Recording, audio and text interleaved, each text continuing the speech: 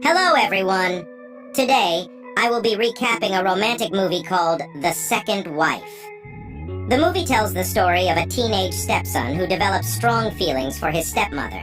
Despite numerous attempts to establish a close connection with her, their relationship eventually evolves into an intimate one.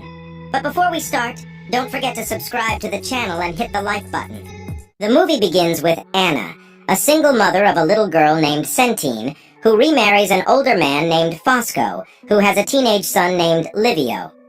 During the marriage ceremony, one of the community's aunts, Fernanda, offers to take care of Centine while Anna and Fosco go on their honeymoon in Paris. Meanwhile, Livio wears black glasses that conceal his expressions. When it's time for pictures, Fosco asks Livio to remove his glasses and comments to Anna that it's always apparent when Livio isn't happy. After the official wedding ceremony, all the guests leave, and the newest couple, Anna and Fosco, go home to prepare for their honeymoon. That night, as they pack their belongings, one of Fosco's friends calls him to check an antique. Fosco follows his friend to check it, and they tell him the truck is empty. He enters to confirm while at home. Livio enters the house, thinking his stepmother is out. He sees her and is shocked. She talks to him with a radiant smile on her face and asks him what he wants as a gift from Paris. Meanwhile, Fosco enters the truck, and his friend informs him that the police are coming. They all escape and hide until the police leave. Fosco returns late at night, makes out with Anna, and tells her they will go on their honeymoon the following day. The next day, as planned, they both leave for their honeymoon, leaving Centine behind with Livio. They return a few days later, and Centine hugs her mother. Anna goes to Centine and Fernanda, giving Fernanda the gift she brought back from Paris, and asking about the well-being of her little girl. Fernanda asks her what she thinks about Fosco, and she tells her he is weird. She tells her that all men are weird too. Fosco goes to meet Livio and gives him a gift that seems like a pencil with a nude woman drawn on it. Livio takes this pencil to his naive friends, and they talk about what it is like to have intercourse with a woman. Anna gets closer to other community members as they talk and gossip about their experiences in Paris. While they talk, they overhear Fosco insulting Livio for not packing the truck correctly. Fosco tells him he has to learn how to defend himself and not be a useless person like his uncle, as Fosco can't cater to two different useless people. As they leave for home, Anna tries to tell Fosco that the way he speaks to Livio isn't good, and he can talk to him in a much more friendly manner. Fosco insists that Livio is used to it, and he is sure Livio isn't as burdened as Anna is making it seem. The next day, Fosco travels with his truck and tells his family he will be back in 3 days. On the first day away, Livio goes to his uncle's place. His uncle asks him if the marriage has changed his father for the better, and Livio replies affirmatively but still says Fosco can't be changed entirely. He returns home that evening after eating at his uncle's place. When Anna asks him to eat the dinner she prepared, he tells her he has already eaten. She warns him to tell her such before she cooks. That evening, she doesn't find her child in her room. She checks Livio's room and finds Centine beside Livio, who is only wearing panties. Concerned, she asks Centine to go to bed immediately, but the girl refuses. Centine says Livio is reading a story to her and she wants to listen until it finishes, asking her mother to join them. Reluctantly, Anna joins them. Fosco arrives from his trip on the morning of his scheduled arrival. He plays with Centine while Anna engages Livio in a conversation about the romantic books she reads. She tells him the book may not be practical, but it's romantic. Fosco arrives with Centine and mentions eating ass in front of this young girl, which angers Anna, after which Fosco and his friends go grave hunting. Fosco finds a gold statue and refuses to give it to his friends. Shockingly, he hears some little kids asking him to show them the statue. He returns home angrily to ask Anna if she is the one who told everyone about the statue. Anna suggests that the kids probably heard about the gold statue when she was telling Fernanda. Fosco gets angry, but Livio defends Anna, saying that grave hunting is a usual thing in their society and almost everyone knows about ghost hunting. Their dinner table gets divided, and Livio walks out. Anna and Fosco make out, and Fosco tells her he hasn't figured her out yet, but he will ensure he does. The following day, Livio and his friends go to the waterside as usual. They strip naked and swim in the water while a young lady who has always checked them out watches them and touches herself. That night, due to the heat, Livio sits on a tree and Anna walks there to continue her book. He asks her to join him on the tree, but she refuses. They sit down and engage in a conversation where Livio asks her if she sees him as a friend or a family member. She replies that she sees him as Fosco's child.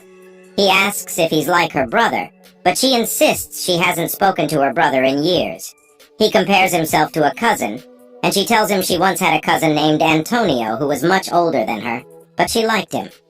She would always write stories about Antonio in her secondary school compositions, but Antonio never noticed her until he relocated to Australia. Livio laughs at her, saying she had a crush on her cousin. The following day, everyone in the community plays, and Centine also plays with Livio. Anna carries Centine away, and on their way inside, Centine tells Anna she will marry Livio when she grows old. Both hear a noise downstairs, and as they attend to the visitor, they find out Fosco has been arrested for the gold statue. Anna visits him with Fosco immediately, and he tells her not to get herself worked up and insists he will be fine.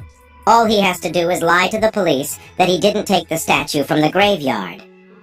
Livio asks if they should ask his uncle for help, but Fosco refuses the help. Back home, Anna tries to meet with the politician in her community to beg them to interfere, but they insist they can't. She goes to revisit Fosco, and she sees that he is injured. She is scared and sad, but Fosco screams at her, telling her that if she knows she will remain unhappy, then she shouldn't revisit him. She is meant to help him with smiles and be dressed nicely so he can imagine her at night. Anna returns home sad, but finds Fernanda celebrating Livio's birthday.